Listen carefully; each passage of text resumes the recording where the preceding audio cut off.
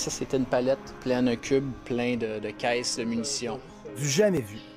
Depuis le début de la crise du coronavirus, le propriétaire du pavillon Chasse et Pêche fait des affaires d'or. Fermé depuis mercredi, il continue néanmoins les ventes en ligne ou par téléphone. Et ça ne dérougit pas.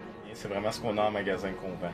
En fait, ce qui a changé le plus, c'est les gens qui n'ont pas de permis de possession d'acquisition d'armes à feu, qui connaissent absolument rien des armes à feu, qui veulent des armes, qui veulent là. Les gens sont un petit peu en mode panique là, avec le COVID-19, j'imagine. En 7 ans, là, si j'ai vu ça 3 fois, ça serait beaucoup. Puis là, c'est à tous les jours. Tous les marchands d'armes que nous avons contactés ont remarqué une hausse importante des ventes depuis le début de la pandémie. Plusieurs types de munitions sont même en rupture de stock. Peut-être certaines personnes ont des scénarios post-apocalyptiques en tête, mais l'idée, c'est qu'on stocke ce genre de choses-là, un peu comme on stocke de la nourriture et tout, au cas où le pire arriverait.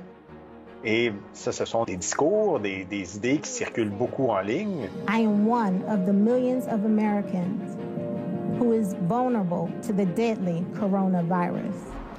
Certains amateurs de chasse ou de tir sportif ont aussi peur que la production soit affectée par la pandémie et la fermeture de la frontière. Parce que de nombreux manufacturiers sont aux États-Unis. C'est sûr que moi, j'ai été dans certains magasins justement pour faire des achats. Les munitions, ben écoute, je sais pas si c'était le temps d'aller dans un magasin, mais écoute, ça s'est vidé complètement. Alors que la grande majorité des titres boursiers chutent depuis le début de la crise, les cotes de plusieurs compagnies d'armes à feu sont en hausse. Ici Simon Coutu, Radio-Canada, Grande-Bay.